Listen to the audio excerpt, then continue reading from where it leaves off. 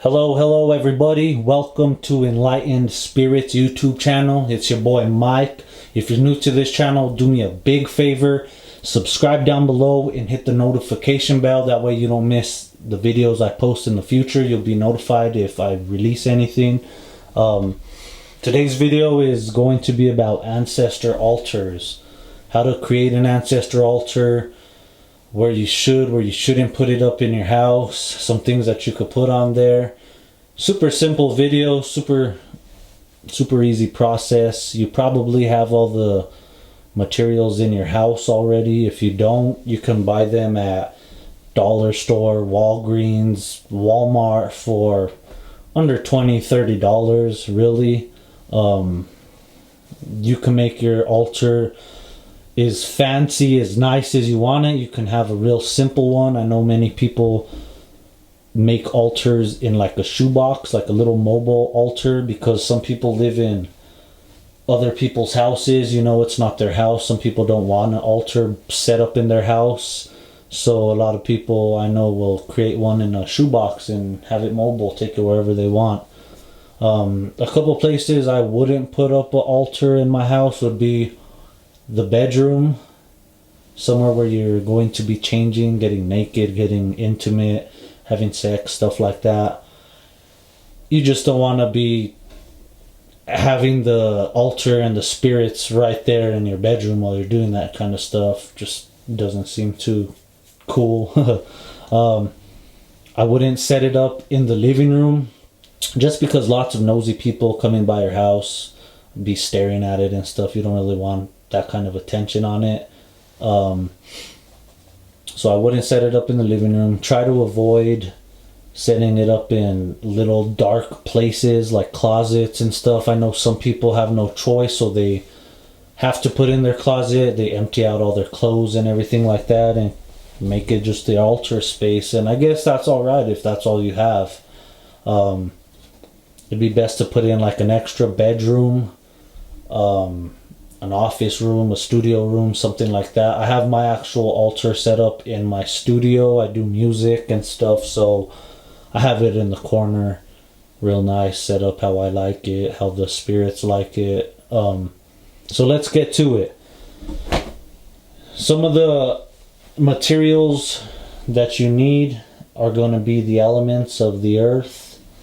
You're going to need some personal items, some pictures of your family members, and I always start off with an altar cloth. This isn't an actual altar cloth. I mean, you could use it as one, but this is just an example. I have an altar cloth from an actual shaman, one of my trainers that I have on my altar. But you get the point. So first off, we're going to start off with the element of fire. A white candle, which brings in positivity, is going to be used to represent the fire element. Like I said, you could set it up however you want. This is just a quick example. I'm not actually setting it up legit. This isn't going to be a real altar. Your second element would be water. Not in the exact order, but when I put the water, I like to put purified water, water that I drink. I don't put water from the faucet just because that's not what I drink. I wouldn't really feel right giving my ancestors tap water if I don't drink tap water. So you have your fire, you have your water. Next element is going to be air. Air element, which would be an incense. I like to use different incense depending on what I'm meditating for. Spirits like frankincense. There's so many different incense you could use. I guess go with your heart, whatever you feel they like, whatever you like. And your next element is going to be earth. Stones, crystals, anything to do with earth. I have lots of different ones on my actual altar.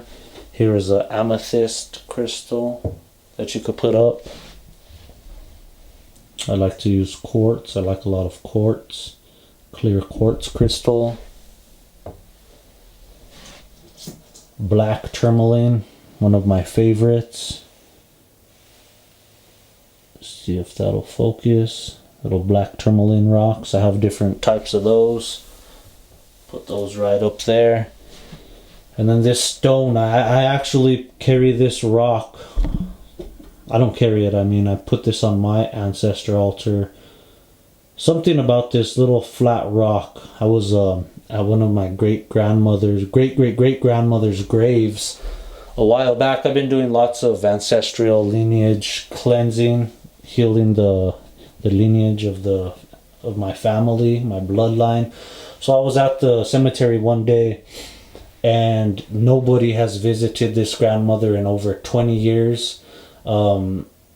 She didn't have one flower, one candle, not even a weed on her grave, because the whole grave is concrete. Everything is covered in concrete. You can't even put candles in. There's no dirt, no nothing. And when I was there meditating, it was just real strange that this stone was laying on the top of her headstone. Kind of like it was calling my attention. I don't know. I mean, it's just a rock, but something just attracted me to it. So I took it that day and I put it in my pocket and brought it with me, and I have it on my actual altar. So there's a little example of all the elements. Those are all the elements you need. You got fire, you got water, you got air, and you got earth. The next thing I like to set up would be some flowers, preferably white roses. When I went to go get some more roses, they were out of white roses, so I just bought these for the meantime. I'm sure my ancestors aren't upset about it or anything. But as far as the colors on the roses, just go with your heart. Go with what feels right. If you know what kind of roses your ancestors liked, then that's even better. Put the type that they liked on there. I like to do white roses. I know many other people put white roses on their altar. So there we have the elements. We have roses for them. Next thing you want to do is set up pictures of your relatives. This is just an example, little baby book here. I'm not going to take any of my pictures down or put any pictures up or anything. It's just an example. So you would set up all your pictures wherever you want, however you want them, of all your relatives. One thing I would like to tell you guys is, if you have any relatives that weren't such good people, maybe you had some uncles or aunties that were bad people, they did lots of bad things, I would avoid putting them up here until you meditate on it, pray on it, until you feel it's the right time to put them up. Just because you're making an ancestor altar, it doesn't mean you should go and put up everybody right away. You don't want to bring any type of bad energy into your house. Again, this altar is a portal to the spirit realm. This is a portal for the spirits to come through. So you don't want to invite any type of negative spirits, anything negative into your house. You don't want to bring any negative energies into your home. So just try to avoid any ancestors, uncles, aunties, grandmas, grandpas that were not that good of people. Just until you meditate on it and you feel the time is right. Then you could do whatever you want to do. So we got our elements, we got our flowers, we got our pictures. You basically have a fully functioning altar right there. Now you can start putting things on the altar that either your relatives owned in this lifetime, like jewelry, hats, watches, just different stuff they owned or stuff that they liked. A lot of people put, cigarettes and cigars and liquor, but that's a whole nother video. We'll do another video on offerings, making offerings to your ancestors. One of the things I like to add to my altar is holy water. I have holy water on my actual ancestor altar. Very nice. Positive energy right there. And you want to put everything up here that's going to represent positive energy and stuff that they liked and stuff that will give them energy. The water gives them energy, the offering stuff you put on there gives them energy. Then they're able to build up energy spiritually, help you in this lifetime. So you know, you want to put stuff up there that really means something, something that motivates, excites them. Another thing I like to put on my altar is Archangel Michael for protection. Protection from any negative entities, energies that even think they're going to come through my portal and come into my home. I like to add Archangel Michael somewhere on there. You can make a deity altar also, but that's a whole nother video, a whole nother story if you're trying to work with deities. This one is about working with your ancestors and honoring your ancestors. So the Saint Michael on my altar is mostly for protection. You know, I got this Archangel Michael rosary, custom rosary, very nice. See if you could even see it. Very nice custom rosary made by my girlfriend Brandy. If you guys are interested in any type of rosaries, you're more than welcome to inbox me and I'll show you the available rosaries we have, or we can make you a custom one. I was raised Catholic. I've been through it all with the churches. I've tried the Christian side. I've tried that multiple times actually, and religion just isn't my thing. I respect everybody that follows religion and believes in what they believe. I respect your opinions, your beliefs, but these are more, how can I say it? The religious artifacts I put are for more of a faith thing. I never forget where I learned faith, where it came from, and Archangel Michael is actually a big influence to me. And a big protector. He's actually my protector.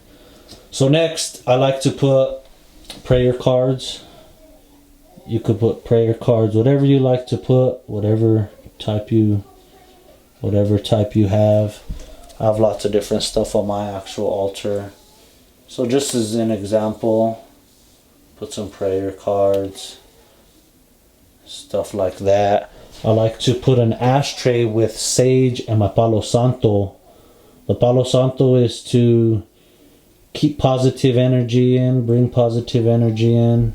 Sage is to remove negative energies, entities, stuff like that. Smudge your house, clean your house. Because like I said, this is a portal to the spirit realm. And if you're going to be the type of person that does spell work and stuff like that on your portal, on your altar, then you definitely need to have protection and stuff to cleanse your house, because that's when you do pretty much invite negative energies and stuff like that into your house. If you're doing any type of spell work, black magic, that kind of stuff. I don't participate in nothing like that. I'm still new to everything, but if I do any type of magic in the future, it'll be white magic, healing magic, protection, road opener, stuff like that. But that's a whole nother video, a whole nother topic. So basically we got a fully functioning altar right here. Like I said, you can set it up as detailed as you want. You could do what you want to it. It doesn't have to be exactly like this. This is just an example. We got all of our elements. We have pictures. We have things that they liked, belongings. On my altar I have different things that my grandfathers owned, things of theirs. Very simple. If anybody has any questions, feel free to drop a comment down below. Stay tuned for the next video. I'm going to do another video on offerings, how to give offerings, stuff like that. So stay tuned for that. Thank you all for watching. Have a blessed and prosperous day.